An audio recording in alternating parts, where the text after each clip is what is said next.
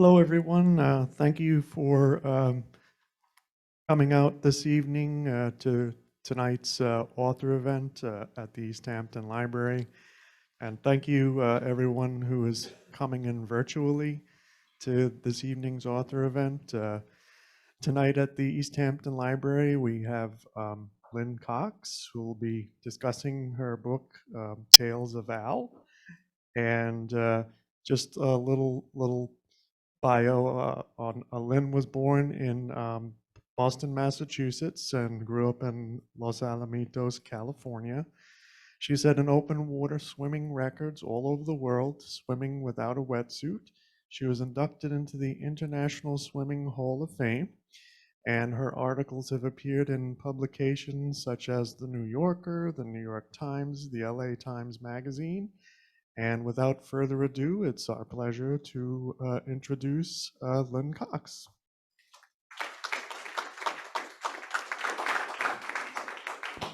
Thank you very much. It's really nice to go from that into here. It was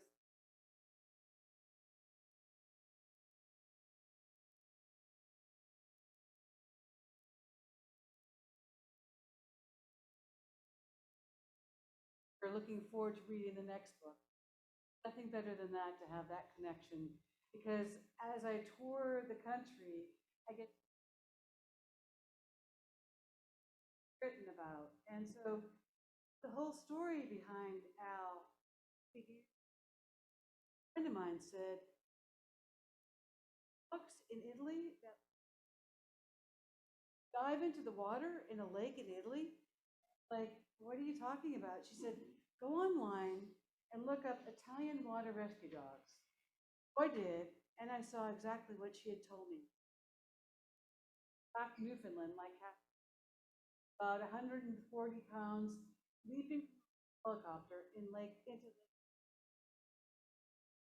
I just thought, wow, how do they train the dogs to do this? I mean, a lot of people have a hard time teaching their dog to sit and stay. But with these dogs, they're going to have to go into a helicopter, and then and when they leap, they're about that high off the water. And so they're going to hit hard. They're going to have to hold their breath. It's like I'm thinking about all this, thinking, what kind of training goes into this? And is the dog afraid? You know, do they make the dogs do this if they don't want to do it? And coach them. So I just thought about it, and I remembered that a friend of mine had been a pilot in the U.S. Navy. I knew a man who was currently the U.S. Naval Attaché. I remembered that these dogs worked with the Italian Coast Guard in Italy. So I asked my friend, could you get a hold of the U.S. Embassy in Rome and figure out if there's a way I can connect with the Italian School for Water Rescue Dogs? Within a week, I got a message back, and it came from a woman named Donatella Pasquale. She was vice president of the school, and she invited me to come to Italy to visit her dogs, and to learn more about the school. Well, I love Italy.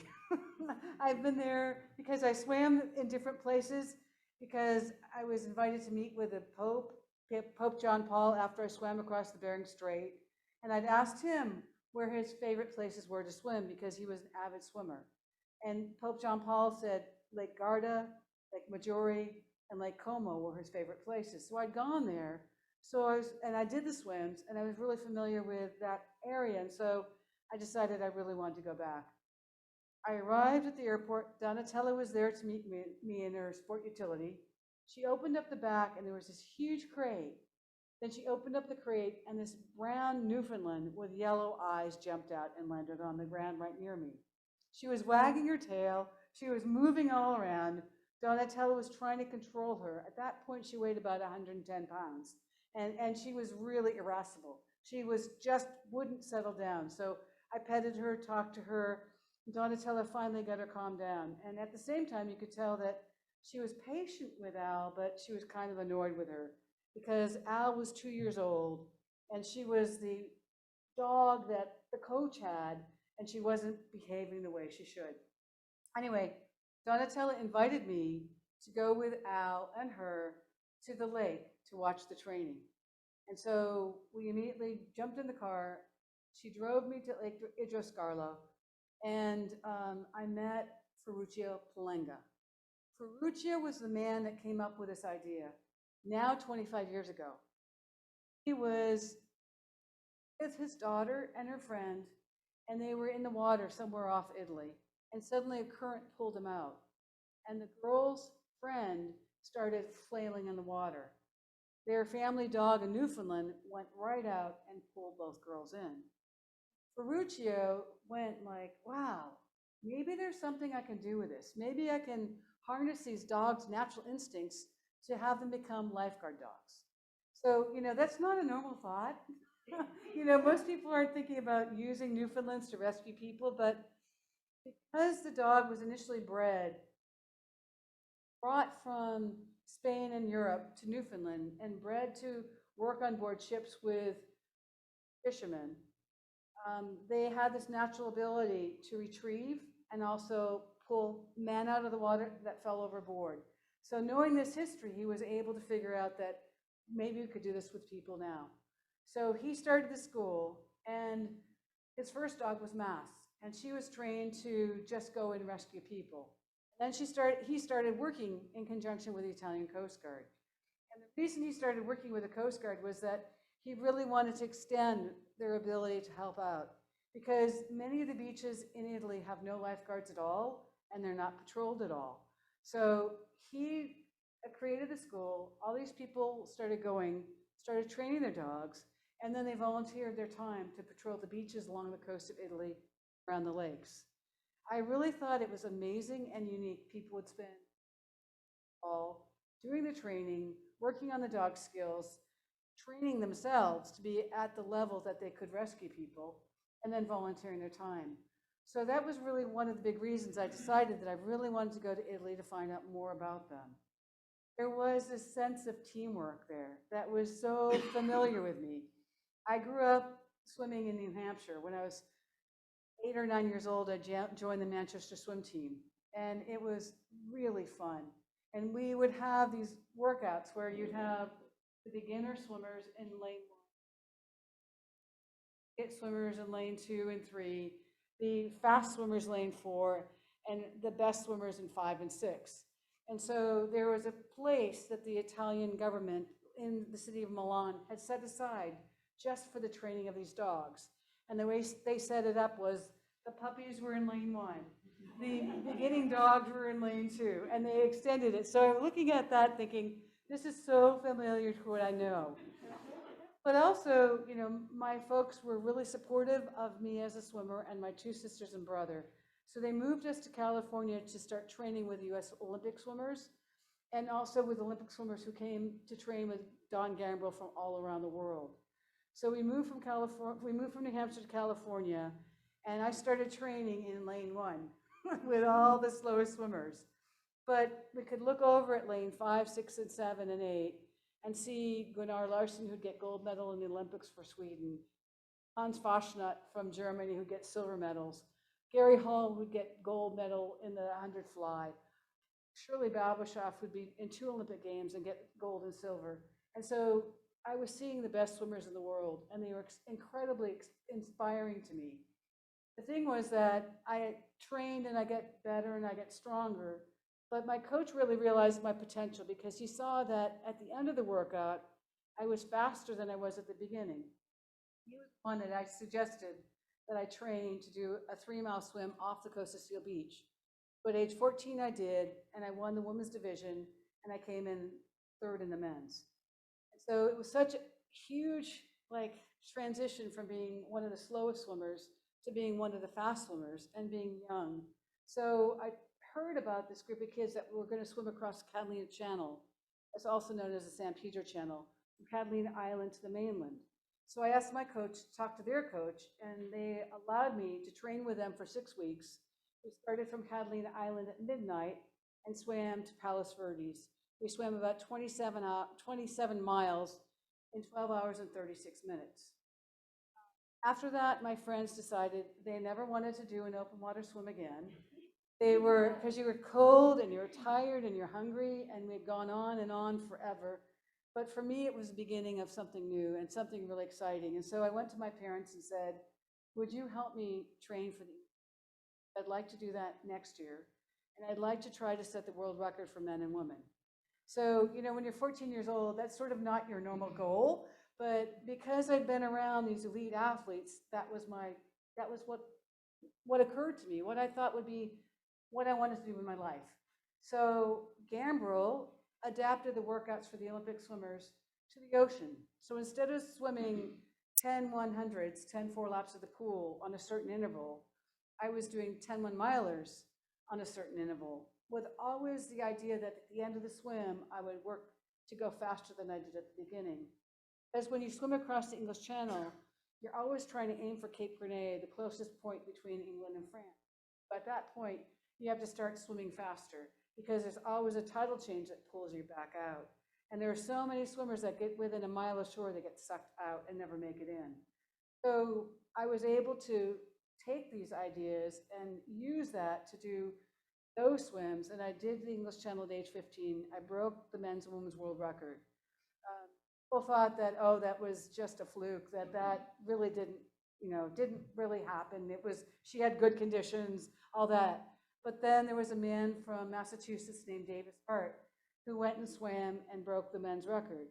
So the following year, I decided I'd go back again and try to break his time. First time I swam 30 miles because of the currents. The second time I swam 33 miles. So I did break his record by 20 minutes. And then I decided you could continue to go on and do swims nobody else in the world had ever done. So I started to do swims like the Strait of Magellan, the Cape of Good Hope, and eventually the Bering Strait. So this was my background with swimming, but I'd also learned about training as an elite athlete. So because of that, I was so interested in how do you train dogs to become elite athletes? So this whole thing about the rotor wash and just that pressing down and wind on the dogs and the sound of it. Or if they're in the water, you've got this spray that's created in waves. And if you look at this whole thing on a video, you see the dogs jumping in, the owners following, and then there's all this really rough water. So I was trying to figure out how do they train for this. So Donatella said, I need to introduce you to Ferruccio. He's the guy that started the school. Why don't you talk to him about it, and you can do some training. So Ferruccio explained that what we do to train the dogs is have a victim swim out a certain distance and move their arms up and down like they're drowning, splash the water. And then we release the dog, and the dog will swim out, and you'll hold on to a handle on the dog's harness, and the dog will pull you ashore. So I said, okay, when can I do it? Can I go now? So he said yes. So I swam about 50 meters offshore, let his dog Mass go. She zoomed out as fast as she could go, a really large circle around me. And as she swam around me, she looked all the way around. And she came in right close to me and entered the handle on her harness. The harness was inflated, so as soon as I hung on, it lifted me up in the water. And I thought, this is brilliant, because whoever's afraid of the water, who's drowning, now has the head above the water and feels secure. So Mass, I thought, was going to have a hard time pulling me in because I'm not small, but she just pulled me right to shore. Off her coat and jumped up and down, and I looked at Ferruccio and said, can we do it again? So he said, sure. So this time I swam 100 meters offshore.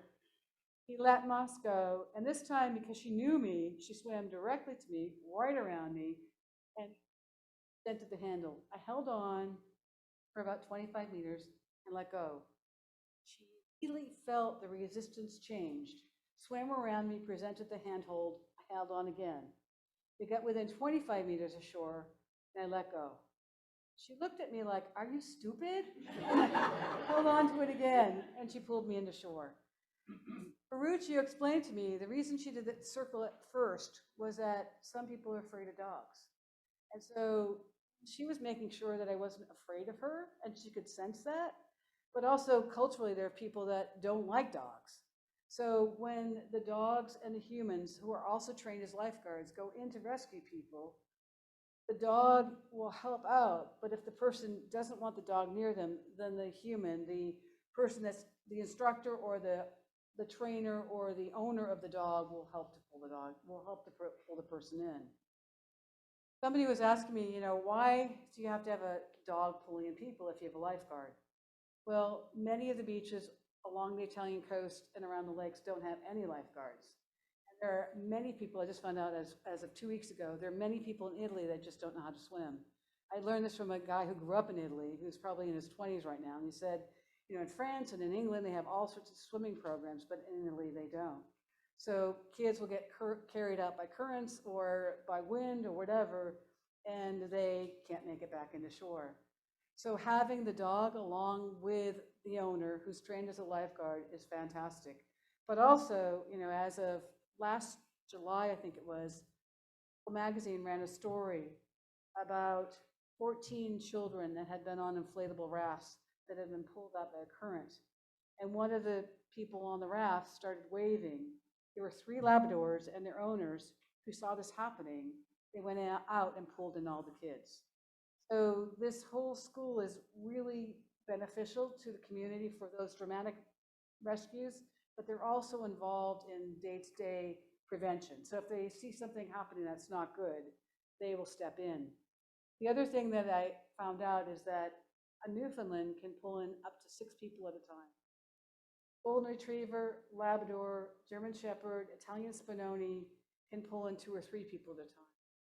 They also have Leonbergers as part of their rescue group. And I'd never heard of a Leonberger before. They're beautiful, beautiful dogs. They're big. They're bigger than the Newfoundland in some cases. And they are trained just like the other dogs, but they can pull in 5 or 6 people at a time. So it was really very fun to be able to do rescues. But also, the other thing that I saw that was so cool was that if you had a dog and I had a dog, and you were able to teach it something that I couldn't, then we'd swap dogs and you'd work with that dog. Or if we were going to do rescues, we would swap dogs. So the dog wouldn't just go to the owner, the dog would go to anyone and rescue anyone.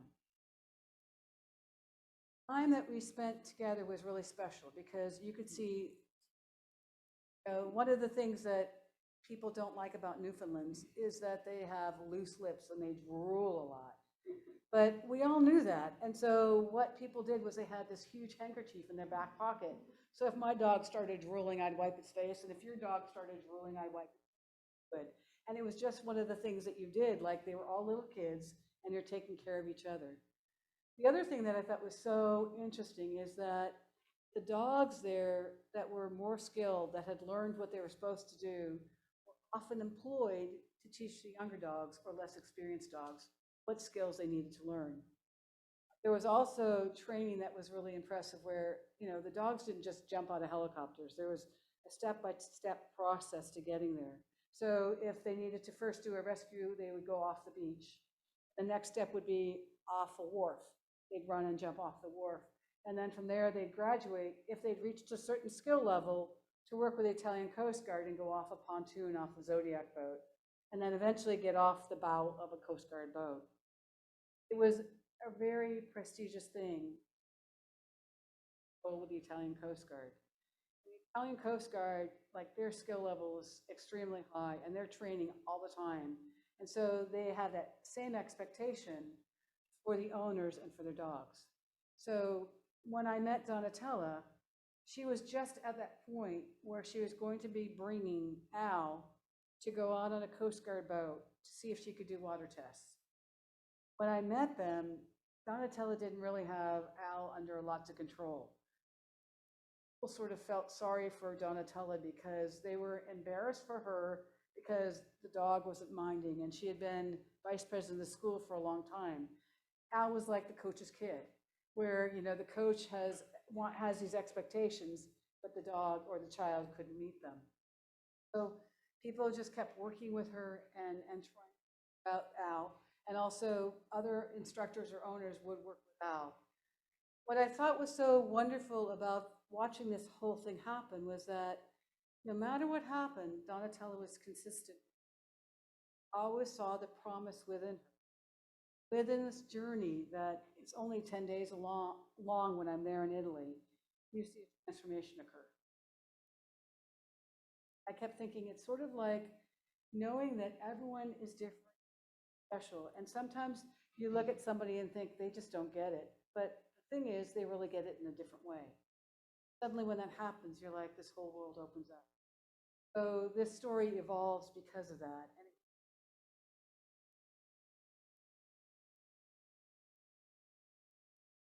And it was fun. I hope you enjoy reading the book because it was really fun. The other part is that I have friends who are foodies, and I confess I am too. So one of the parts of the story is told over a long Italian dinner. And it, once again, it goes back to, when you've gone out to do a big event, or you've done a challenge, or you've trained for a long time and you're tired and you're hungry, you all gather together. Well, this is what the group does, is that they train for 2 or 3 hours in the lake, and then they lie them down, and then you'll have a Labrador lying at one end and a huge Newfoundland over here, and they choose where they want to go, just like people do. And then they'll pull out the treats for the dogs first, because they're most important. And then after that, there'll be Italian Parmesan cheese and cold cuts and a picnic out there. And so I was just invited as if I was one of this team to just be there and watch what was going on. After that, we wound up having a really fantastic Italian dinner. Courses of the dinner, that was Ferruccio and a man named Roberto, who was part of the school. During that time, I was sampling all these different foods from northern Italy and also learning more about the dog and the breed.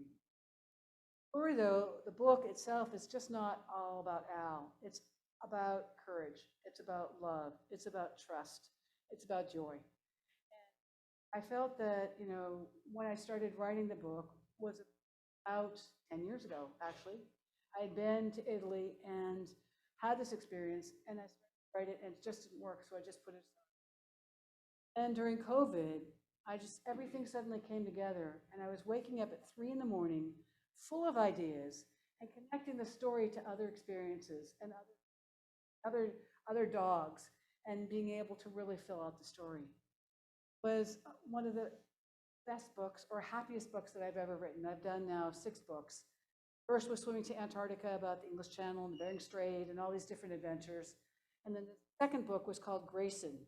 And that was about a baby whale that got lost off the coast of California while I was training for the Catalina Channel Swim the second time. And that book's been translated into 23 languages. I wrote an open water swimming manual. I wrote a book about Roald Amundsen, who was my hero, because he really made it to the South Pole and back safely. When Scott and Shackleton tried and failed, he was the one that succeeded. And I wanted to see why he succeeded and why his pragmatism and his training paid off. I also wrote a manual, open water swimming manual, and then I went to write a book called Swimming. That was about losing my dad, my mom, my dog, my neighborhood, pretty much everything, and then almost dying from broken heart syndrome, where my heart stopped working, and they talked about giving me a heart transplant. So I went back and recovered my health, and at one point, to do that, I did a little bit of swimming in the sink. Thereon, life changed. I met my husband, Stephen, and since then, I've gone on to write Tales of Al.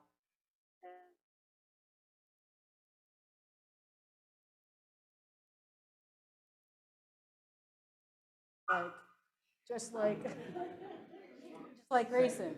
I think she likes it, because that's Cassie. So tonight, as special guests, Carl and Cassie came to meet any of you who want to find out more about Newfoundlands. He just volunteered his time and Cassie's time.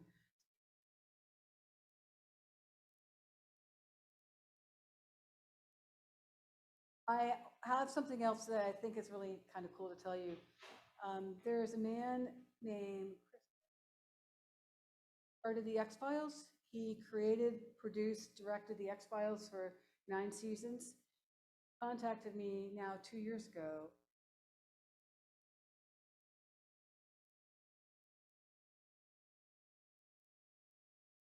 Stuff about Grayson and all that. So it's exciting that this now is the next step. as I've mentioned, I'm doing 46 different events over the course of 7.5 weeks. I'm sort of halfway through by being here today with you. Any of you want to follow where I'm going or have friends along my tour, please reach out to them and let them know. My website's just www.lynne.cox.com. What I would like to do is see if you might have some questions that would prompt me to say something more. And yeah, sure.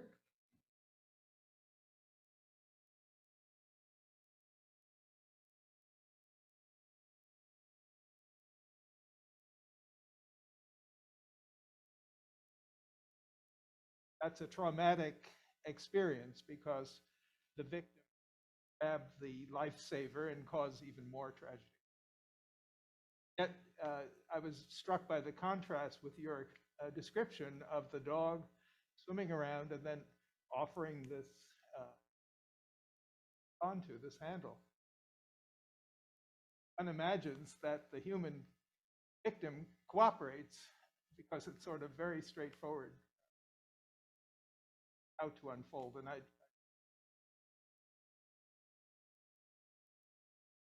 Lifesaving too, and I was a lifeguard for a number of years at a pool, and my brother and sister were beach lifeguards.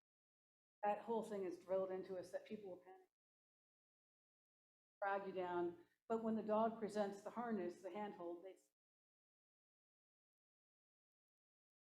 but if a person is afraid of the dog or isn't grabbing the harness for whatever reason, then the owner has been trained as a lifeguard way to then use that to pull them in. So it actually gives the person that's in trouble more confidence because the dog, and then the owner can say, or the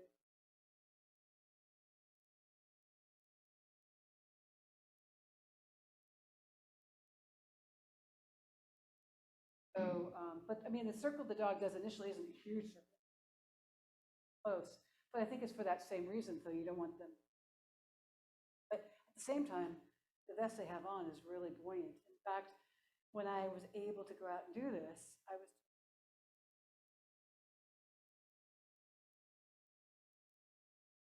in my head, I'm going, can I swim? No. And then I thought, okay, they're all about safety. They're all about reinforcing that. They've allowed me to come watch this thing. I'm doing whatever they tell me I need to do because I'm their guest. And I mean, oh, I did, but it still felt really weird. Yeah.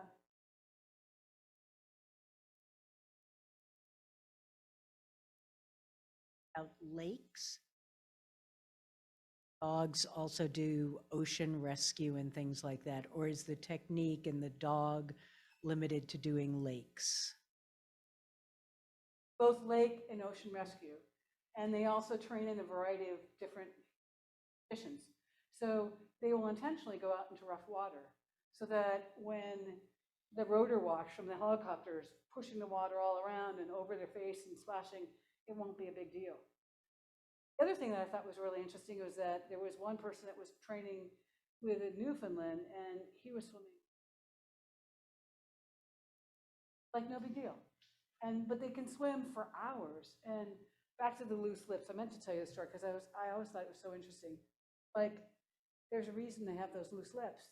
They were bred for that purpose. Because when they were used to pull in the nets of cod by the fishermen, and there were these great ropes that had to be dragged, and they would swim them ashore. So they had to hold on with their teeth, but they also needed to breathe. The reason their lips were loose was so that they could breathe. Now there are Newfoundlands that are dry mouths, where they are bred to not have as much slobber. But most of the people, I mean, Club of America, and they are wonderful people. And there's also one in Canada, they're great people too, but they have little bibs for their dogs, and they dress them up. And the same kind of thing that happens with the Lanciers, which are the black and white ones as well. But I think they don't have as much slobber. And but now that you understand why it was done, you go, okay, I get it.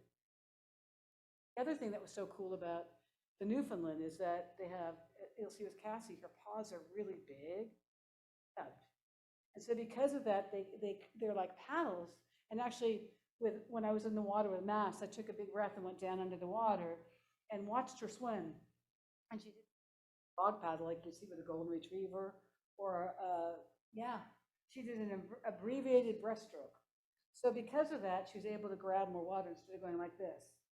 And it was also interesting to look at well, actually all the retrievers, but larger, they have chests that are like this. So it's like, what's like that about? So they just go through the water. But, you know, having been on swim team for years and watching swimmers, body types, and looking at Olympic swimmers versus non-Olympic swimmers and wanting to be like them, I watched like Janet Evans swim, and she was this amazing, like just like the worst stroke ever. But she just zoomed through the water because whatever she was doing worked for her body mechanics. So when I watched the golden retrievers, they're the most relaxed in the water. There was one that swam like a little. Wanted to get her a floral cap, pink and yellow and blue, with a little strap under the neck, and watch, because she'd just like go like this. And then they would do these races just for the dogs, like we would sprint against each other and race. And the Italian said, you know, we love Ferraris, we love racing, these are our Ferraris. So there was this female golden retriever, take a breath and put her face in the water and blew. And I thought, this is the weirdest thing I've ever seen. You know, but when she did that, you know, the body position shifts. So instead of having her hips low in the water and she's dragging the resistance, head's down and her hips are up, and she became, so she could just cruise like this and swim faster than the other dog. Golden retrievers, they had long kind of swift strokes. And actually in my head, I was like, that was a Janet Evans. You know, and then the Labradors were like more like Michael Phelps, because they had the straight and they had the flexibility. Phelps had was incredible. So each dog had its own style, but then within it, each dog was individual, and each one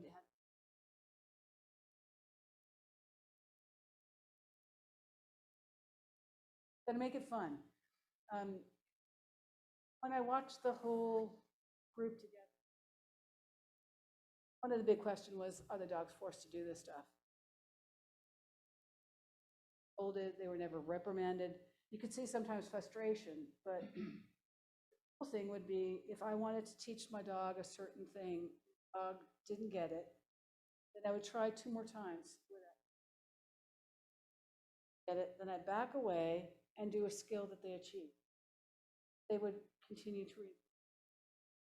Another time they'd approach it again. Found out that because of this whole journey and because of this about Newfoundlands and other dogs, but a lot about Al, Newfoundland Club of America has water trials that they do. Dogs to do water rescue as well. I always thought that, you know, the dogs, on how old they are, whether they're able to do a certain skill. I asked one of the Newfoundland owners in Kansas City.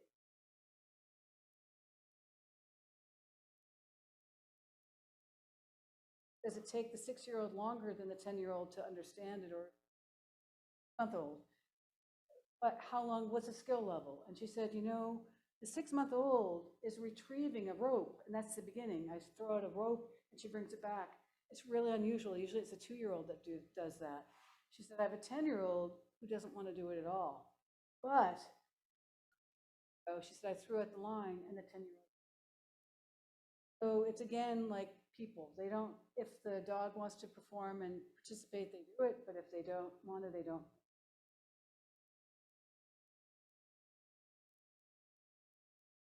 Are there any other questions or any from the audience at home?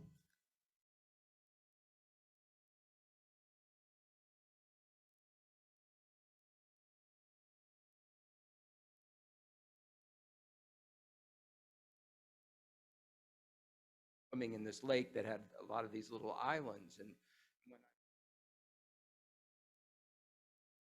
Camp was born and raised in Harlem, but this was little bit more about the country life up in Stores. But I would, starting out with swimming, I would tell them, no, you have to stay. And my friends would swim out to the different islands and say, you got to stay. You got to stay. And he would sit and he would wait. And all of a sudden, one day I realized all these islands. And he literally, I would grab onto his tail and he could just swim to all of these islands and drag me with him. So I was always timid. I was always afraid that, no, this is too much for you, champ. And then all of a sudden it's like, oh, this guy can swim, circles around me. But I had completely forgotten about that. That's so cool. That is so cool. I mean, it's so much fun just doing this. It's just, and then there's connections that you see develop between the dog and the person. I'll tell that story that I asked, after you've done all, the dog can go out and retrieve it and play. And they said, no, we never do that. I'm like, how to play? And they said, we need to develop the bond with the dog. So we are, I was thinking here and they're thinking here, just.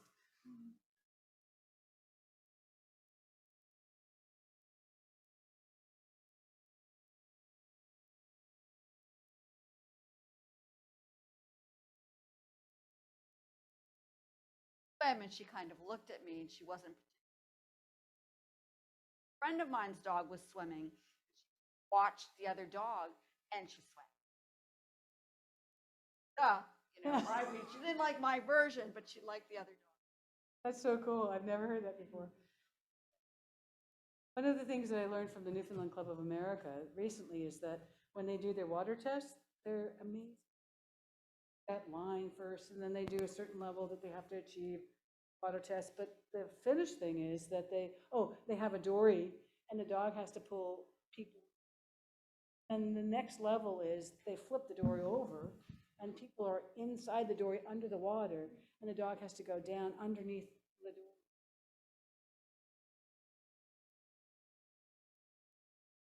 So there's Cassie there. The dog's amazing.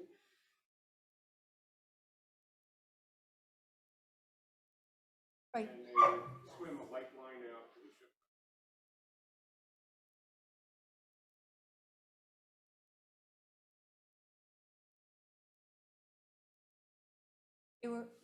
What's the story in the book about that? The Newfoundland breed is the pride and joy. Also Labrador is pride and joy of Canada.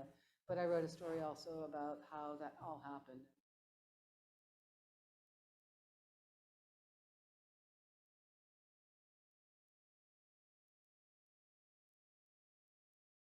About hairy man, but the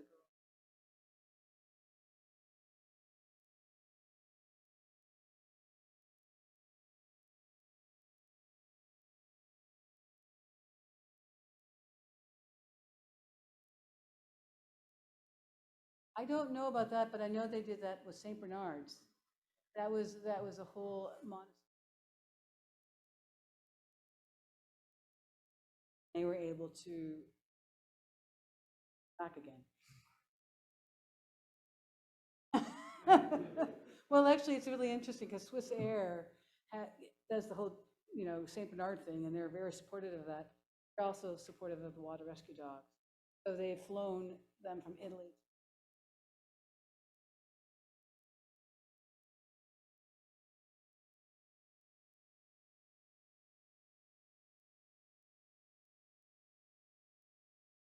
Oh, I don't know that for sure, but I think it was the dogs are named for Newfoundland.